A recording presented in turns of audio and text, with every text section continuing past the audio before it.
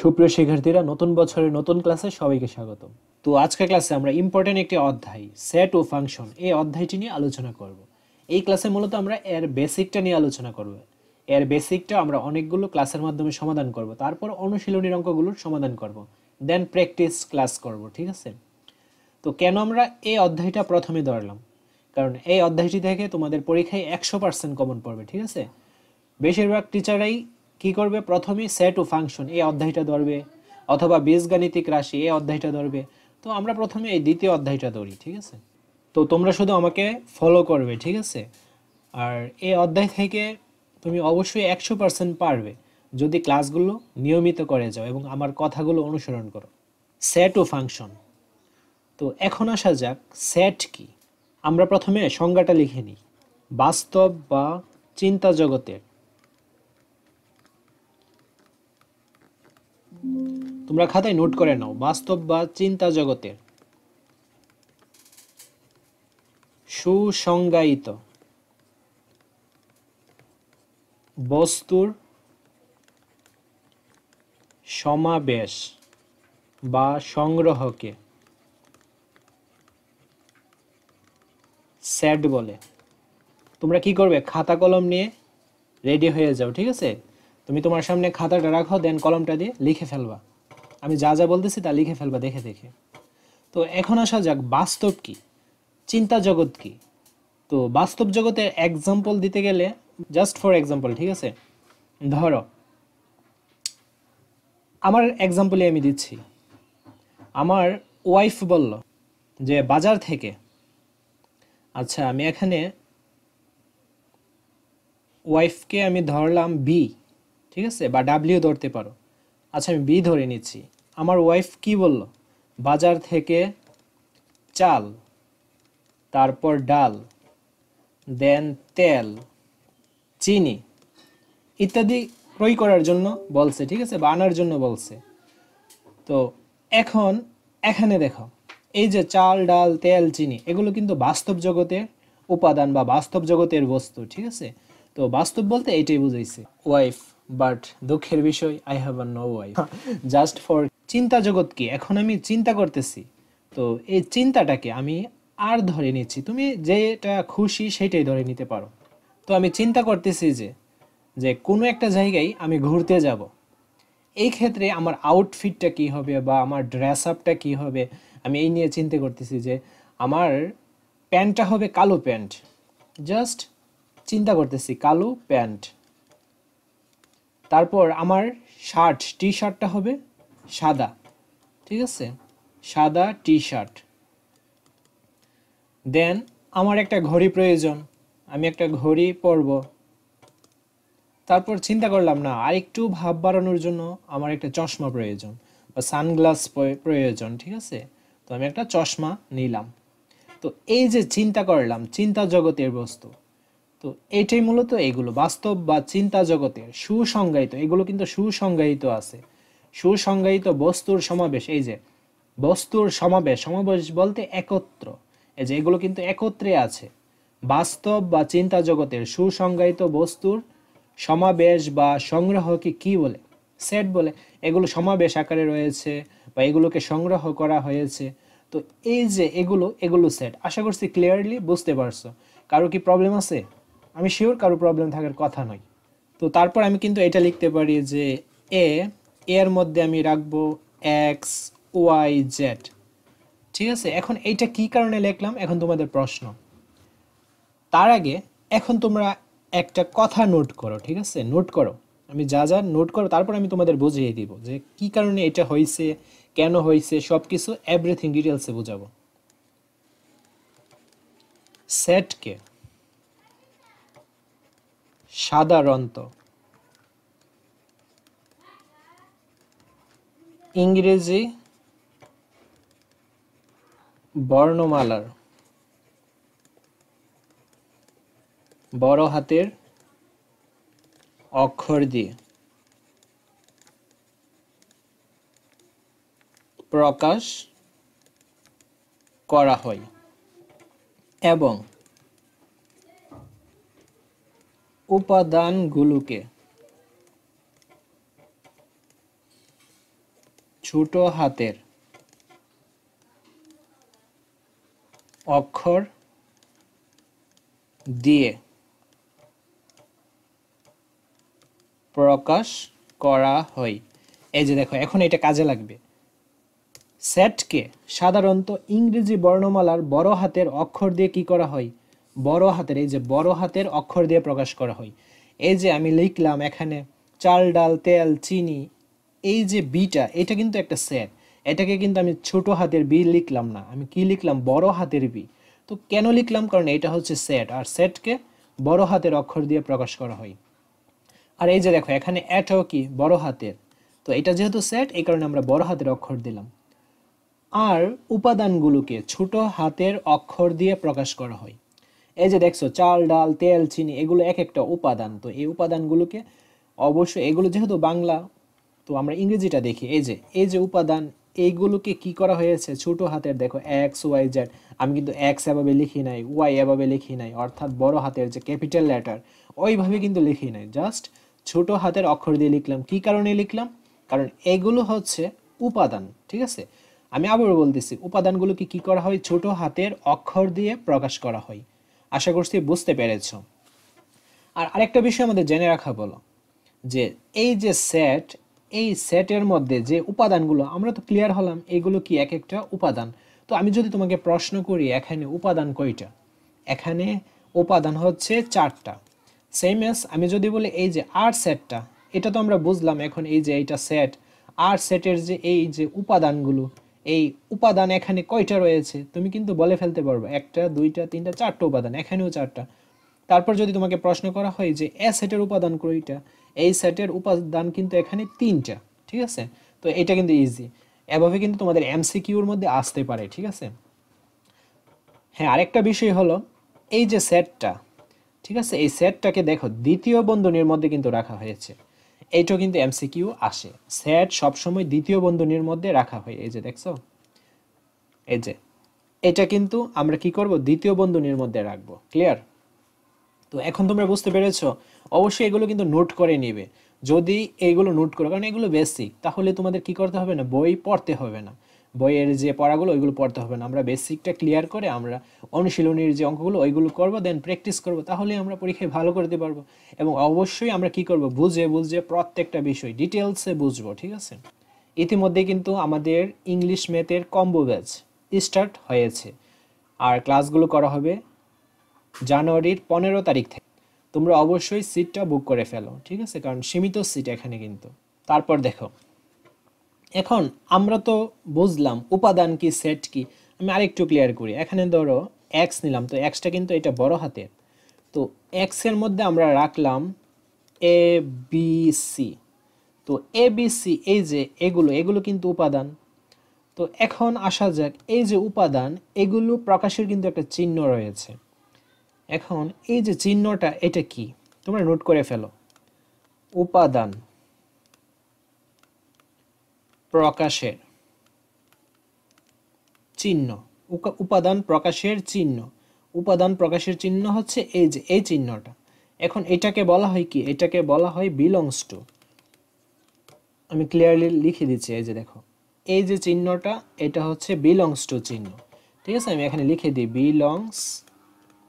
Belongs to বা belongs, ঠিক আছে? তো মেইন যে বোঝার বিষয়টা, আমি যদি লিখি যে এ, এই যে এটা কি? Belongs, A belongs to x. এর মানে কি? এর মানে হচ্ছে এটা, এটা হচ্ছে এক্স এর সদস্য। আমি আবারও ক্লিয়ার করছি, এই যে এটা কোথায় রয়েছে? এই যে এইখানে। তো এইখানের গুলা কি? উপাদান। তো এটা কি? এক্স এর সদস্য বা উপাদান, এইটাই উপাদান আর সদস্য একই কথা। এ হচ্ছে এক্স এর সদস্য। সেম এজ আমি যদি বলি যে এটাকে তুমি কিভাবে পড়বা, তোমাদেরকে টাইম দিলাম, এটাকে তুমি কিভাবে পড়বা বলো? এটাকে তুমি এভাবে পড়বা, বিটা কি? বিটা হচ্ছে এক্স এর সদস্য বা এক্স এর উপাদান, বিটা হচ্ছে এক্স এর সদস্য। ক্লিয়ার? তারপর ধরো আমি এখানে লিখলাম D, D belongs to x. তো আমি তোমাকে প্রশ্ন করলাম যে ডি কি, ডি কি এক্স এর সদস্য কিনা, সদস্য কিনা। তো এখানে কি ডি রয়েছে? এখানে কিন্তু ডি নেই, তো ডি এক্স এর সদস্য হবে না, অর্থাৎ এই ক্ষেত্রে নট বিলংস টু হবে। আমরা বিলংস টু কে কেটে দিব। এই যে এর মানে হচ্ছে নট বিলংস টু। আশা করছি ক্লিয়ার। তারপর আমরা যাই সেট। সেট হচ্ছে দুই প্রকার। সেট কয় প্রকার? সেট দুই প্রকার। একটা হচ্ছে তালিকা পদ্ধতি, তালিকা পদ্ধতি, একে বলা হয় রুস্টার মেথড বা টেবুলার মেথড, রুস্টার বা টেবুলার মেথড। তোমরা নোট করে নাও, ঠিক আছে? তালিকা পদ্ধতি আমার সাথে সাথে খাতায় নোট করে ফেলো। যে পদ্ধতিতে, যে পদ্ধতিতে সকল উপাদান, ঠিক আছে, যে পদ্ধতিতে সকল উপাদান সুনির্দিষ্ট, সুনির্দিষ্টভাবে উল্লেখ করে।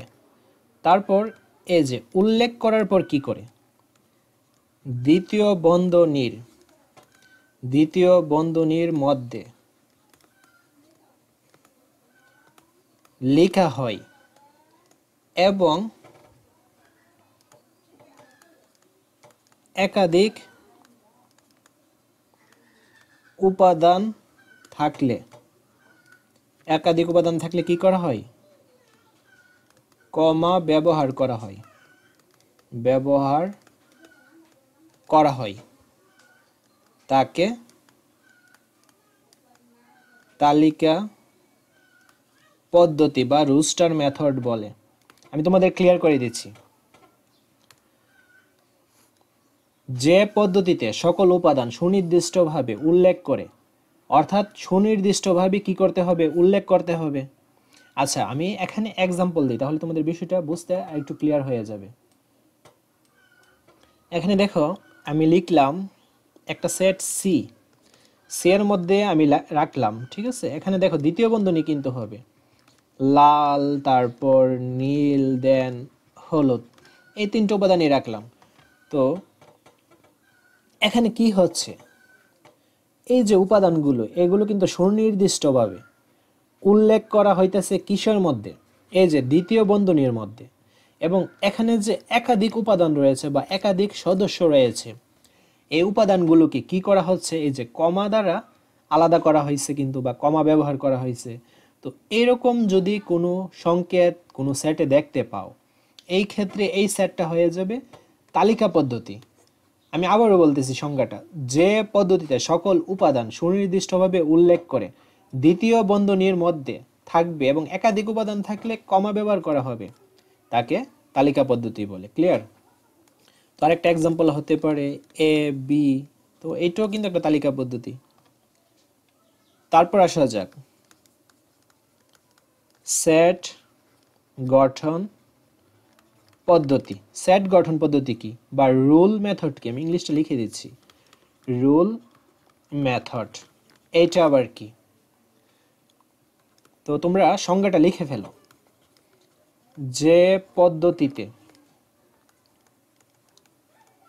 সেটের সকল উপাদান, উপাদান সুনির্দিষ্ট, সুনির্দিষ্টভাবে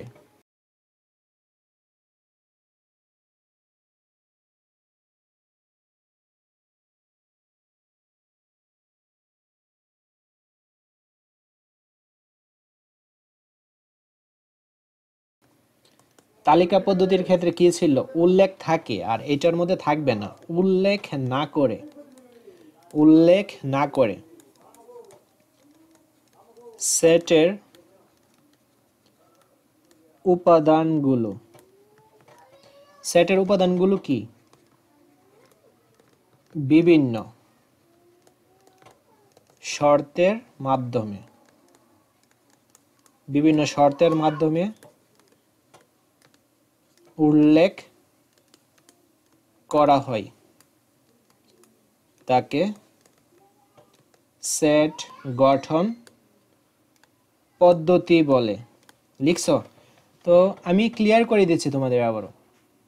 আমরা কি দেখছিলাম, তো আমি তোমাদের আবারও ক্লিয়ার করে দিচ্ছি। আমরা তালিকা পদ্ধতির ক্ষেত্রে কি দেখছিলাম, যে সুনির্দিষ্টভাবে কিন্তু উল্লেখ করা হয়, সুনির্দিষ্টভাবে, আর সেট গঠনের ক্ষেত্রে উল্লেখ করে না এবং বিভিন্ন শর্তের মাধ্যমে উল্লেখ করা হয়, তাকেই সেট গঠন পদ্ধতি বলে।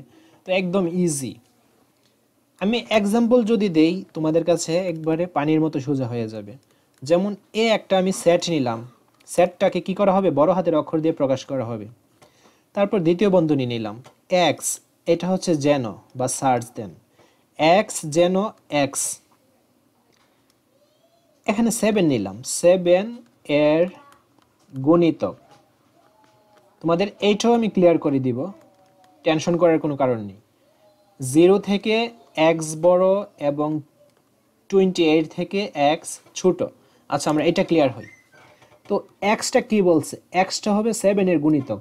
আমি যে এখানে এক্স এর মানগুলো বসাবো, তো এই মানগুলো হবে 7 এর গুণিতক। তো গুণিতক কি, গুণিতক হচ্ছে নামতা, আমরা নামতা বসাবো। যেমন 7 এর গুণিতক কি, 7, 14, 21 এইরকম, ঠিক আছে। তো এক্স এর মানগুলো হবে 7 এর গুণিতক।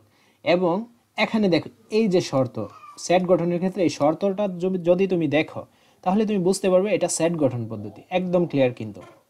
তো আমরা যে এক্স এর মানগুলো বসাবো, এই বসানোর ক্ষেত্রে 0 থেকে এক্স এর মানটা কি বড় হবে, এক্সটা কিন্তু মেইন লক্ষ্যবস্তু, এক্সকে কেন্দ্র করে আমরা এই মানগুলো বসাবো। তো আমি কিন্তু তোমাদের একদম ইজি ওয়েতে বা ইজি ভাষাতে তোমাদের বোঝাচ্ছি। এই যে তুমি দেখবা যে দুইটা মাথা এক্স এর দিকে কিন্তু রয়েছে, এক্সটা কিন্তু আমাদের টার্গেট। এক্স এর দিকে এই যে দুইটা মাথা রয়েছে, তার মানে 0 থেকে এক্স এর মানটা কি হবে, বড় হবে। আর একটা মাথা যেদিকে থাকবে এটা ছোট ধরবা, 0 থেকে এক্স এর মানটা বড়। এবং দেখো এক্স এর দিকে এই যে 28-এর যে এইটা, এক্স এর দিকে কিন্তু একটা মাথা, তার মানে 28 থেকে এক্সটা কি ছোট। আমি আবারও বলছি, 0 থেকে এক্সটা কি বড়, কেন বড়, কারণ দুইটা মাথা এক্স এর দিকে। 28 থেকে এক্সটা ছোট, কেন এক্সটা ছোট 28 থেকে, কারণ এই যে চিহ্নটা, এটা একটা মাথা এক্স এর দিকে, একটা মাথা যেদিকে এটা ছোট, আর দুইটা মাথা যেদিকে সেটা বড়। তো 0 থেকে এক্স এর মানটা বড়। এখন 0 থেকে আমরা এমন মান নিব, বড় মান নিব, ঠিক আছে। এখন আমরা কি এক নিতে পারি কিনা, এক নেওয়া যাবে না। কেন নেওয়া যাবে না, কারণ আমাদের বলছে এখানে 7 এর গুণিতক, তো আমাদের 7 নিতে হবে। 0 থেকে কি 7 বড়, হ্যাঁ বড়। তারপর আমরা কি নিব, 7 থেকে 7, 7 দুগুণে 14। এখন 14 কি নেওয়া যায় কিনা, নেওয়া যায়, কারণ এক্স এর মানটা 28 থেকে কি হতে হবে, ছোট হতে হবে। তো 14 নেওয়া যায়, 14 28 থেকে তো ছোটই। দেন 28, 7 দুগুণে 14, 3 7 21, এরপরে গুণিতকটা হচ্ছে 21। 21 নেওয়া যায় কিনা, 21 নেওয়া যায়, কারণ 28 থেকে 21 ছোট।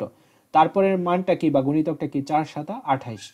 এখন 28 কি নেওয়া যায় কিনা, না, কারণ 28 নিতে পারবো না, এখানে বলে দিছে 28 থেকে এক্স এর মানটা ছোট হবে। তো এই হলো অ্যান্সার। আর এইটা হচ্ছে তালিকা পদ্ধতি, এটা হচ্ছে সেট গঠন পদ্ধতি, একদম ক্লিয়ার। আচ্ছা, তোমাদের বোঝানোর সুবিধার্থে আমি আরেকটা এক্সাম্পল দিচ্ছি। এক্স যেন এক্স, এক্সটা এখানে আমি ধরছি জোড় সংখ্যা, এবং 0 থেকে এক্সটা বড় এবং 8 থেকে এক্সটা কি ছোট। তো এটাকে আমরা এখন তালিকা পদ্ধতিতে প্রকাশ করি। আমাদের যে এক্স এর মানগুলো এখন নিতে হবে, এগুলো কি হবে, জোড় সংখ্যা। তো আমরা 0 থেকে বড় কি জোড় সংখ্যা রয়েছে, আমরা কি 1 নিব, না, 1 বেজোড় সংখ্যা, আমরা 2 নিতে পারি। এখন 4 কি নেওয়া যায় কিনা, হ্যাঁ নেওয়া যায়, আর থেকে বলছে কি এক্স এর মানটা ছোট হবে, তো 4 নেওয়া যায়। তারপর 6 কি নেওয়া যায় বা 6 নেওয়া যায়, 6ও কিন্তু নেওয়া যায়। দেন 8 কি নেওয়া যায়, না, নেওয়া যায় না, কারণ 8 থেকে এক্স এর মানগুলো ছোট। তো এই যে মানগুলো, এই মানগুলো কিন্তু 0 থেকে বড় এবং 8 থেকে কি ছোট। তারপর তোমাদের আরেকটা আমি এখানে প্র্যাকটিস দিচ্ছি, দেখো এখানে শর্তটা দেওয়া রয়েছে 5 থেকে এক্স বড় এবং 10 থেকে ছোট। তো তুমি বলো এখন কি হবে এখানে। আচ্ছা, এখানে এই যে শর্তটা আমি এখানে লিখে দিচ্ছি বেজোড়, এক্স কি বিজোড় হবে। এখন কি করবা, তো 5 থেকে এক্স এর মানটা আমার বড় হতে হবে, তো আমি 6 ধরলাম। 6 তো নেওয়া যাবে না, কারণ এখানে কি বলছে বিজোড়। 7 কি নেওয়া যায় কিনা, হ্যাঁ 7 নেওয়া যায়। 8 নেওয়া যাবে কিনা, না, বিজোড় বলছে। 9 9 নেওয়া যায়। তারপর 10 কি নেওয়া যায় না, 10 থেকে x এর মানগুলো ছোট হবে, তো 7 আর 9 রাইট আনসার। তো এরকম আরো অনেক প্র্যাকটিস আমরা করব, যেগুলোর মাধ্যমে আমরা পরীক্ষায় ভালো করতে পারবো। আর এর জন্য অবশ্যই তোমাদের আমাদের যে ইংলিশ ম্যাথ কম্বো ব্যাচটা স্টার্ট করা হয়েছে ওইটাতে জয়েন হয়ে যাবে আজই, ঠিক আছে?